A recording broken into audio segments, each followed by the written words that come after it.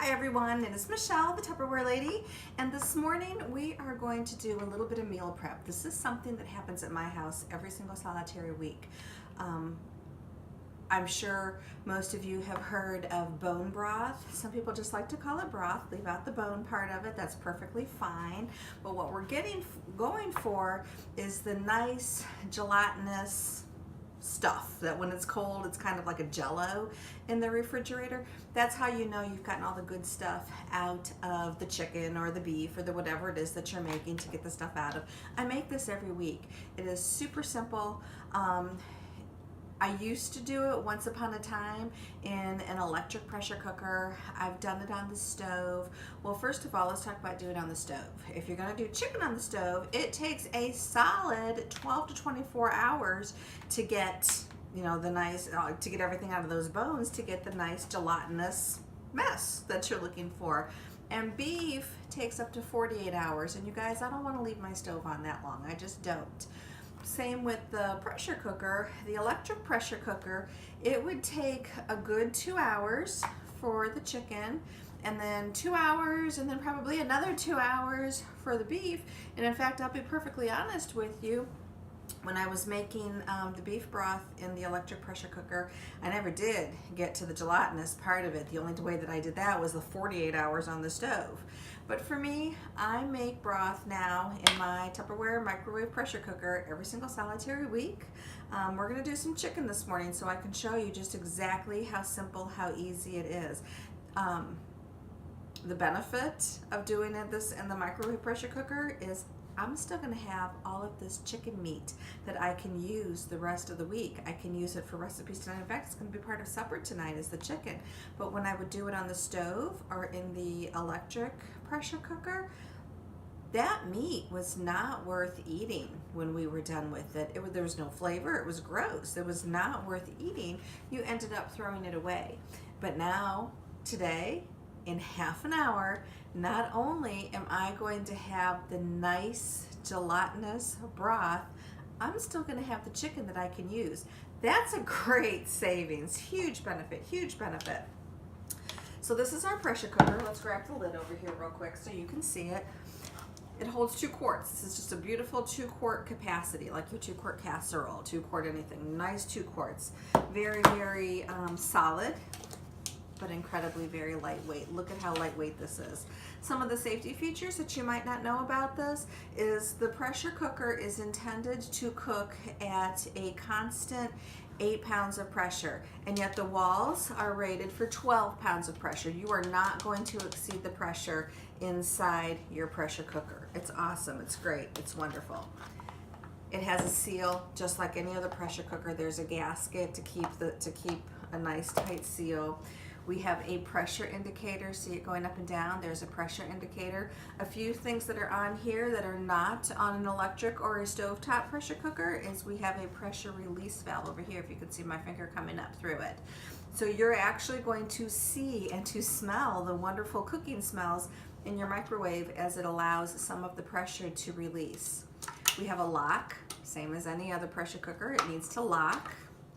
But we also have a place for steam to escape on the bottom up through the top of the lock if it were to need to. But this does stay at a nice constant 8 pounds of pressure. So let's just get going on this chicken really quick. I have a whole chicken, just a regular whole chicken. I don't get fancy with my broths because I'm going to do stuff with it later.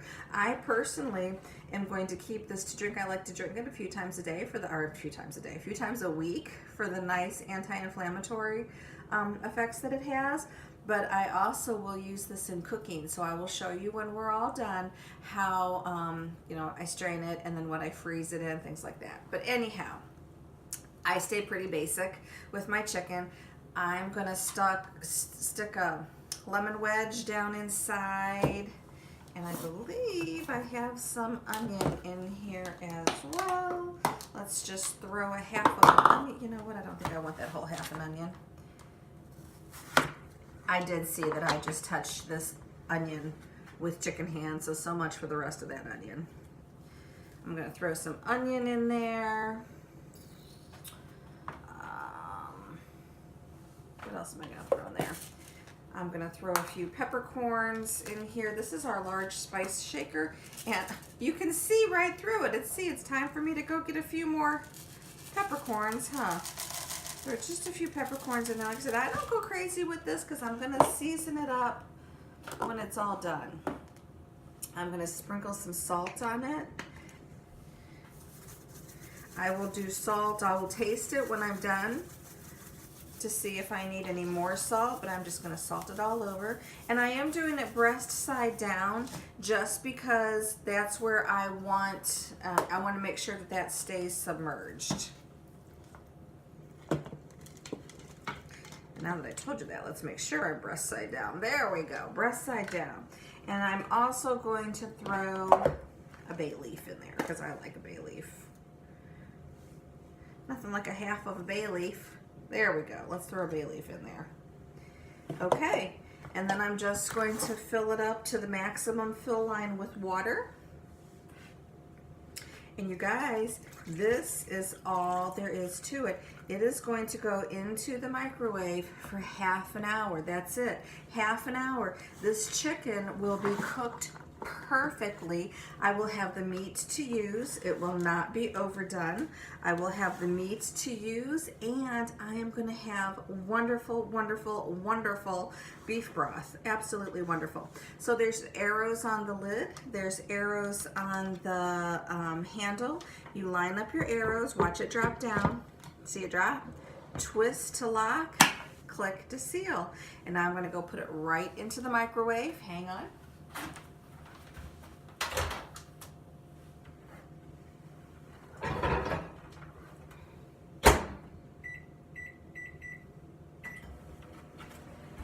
I set the microwave for 30 minutes. I'm not going to make you sit here and watch with me for 30 minutes.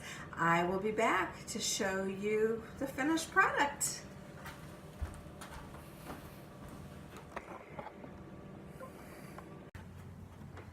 Okay, the chicken broth is out of the microwave. The pressure is down. That took under 10 minutes. So now it is okay for me, it's going to give me a little bit of room here. It's okay for me to open up the lock, twist, and make sure you open it up away from you because there is going to be steam. Look at that steam coming up. Oh my gosh. It smells so good. Can you guys see it? Look at that. Isn't that gorgeous? You should see how nice and luscious that chicken broth is. So now what I am going to do is I am going to put the chicken into my bowl. Get it out of there. Whoop. Did you guys just see the chicken go flying across my kitchen? Look at, that's how done it is. Oh my gosh, you guys, it is as tender as what you can possibly imagine. How incredibly good is that? Oh my gosh, that's so good. And it's good chicken. That is the best part for me of doing it in my microwave pressure cooker is I still can use this meat. When I would be making broth, you guys, in my electric pressure cooker or on the stove, the meat was truly no longer edible. It didn't taste like chicken anymore. You kind of like lost all the goodness of it. So I am just pulling it up and going right to the bowl. And now when that cools, when it cools, I am going to take the skin off, take the bones out, and I will have chicken. In the meantime, I have this luscious looking broth that I am going to pour into my pitcher here. Strain out any big parts. There really isn't any big parts. Ah, well, I lied. There's, of course, the peppercorns and the bay leaf.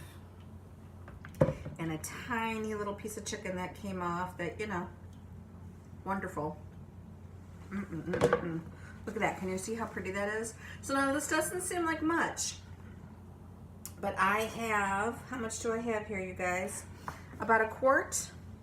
Yeah, I've got about a quart of chicken broth in here. So for me, that's 4 cups. So for me, what I like to do with this is I like to have a cup of broth before my lunch, several times a week, like 4 times a week. That's perfect. I'll have a cup of the broth, hot broth, 4 times a week. Right there, it's bone broth.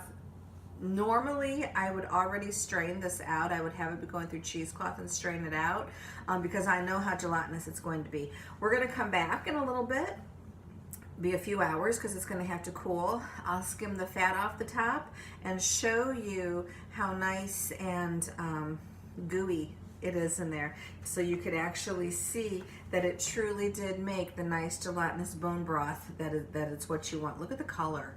Look at the color in that, you guys. I put nothing in it. There was nothing other than the piece of lemon, the onion, bay leaf. I wonder where my lemon went. My lemon must still be in there. Oh, yep, there's the onion too. Some salt, some pepper, and that was it. And it's gorgeous. It's wonderful. Now, I could also be using this for recipes this week, but when it's all done, I'm going to put it in our 1-cup freezer containers, and I have it for whatever I want. So it won't be until later this afternoon because this is stinking hot and it's going to take a while to cool off, but I will come back and show you how wonderful this turned out. And in the meantime, I've got a chicken to debone.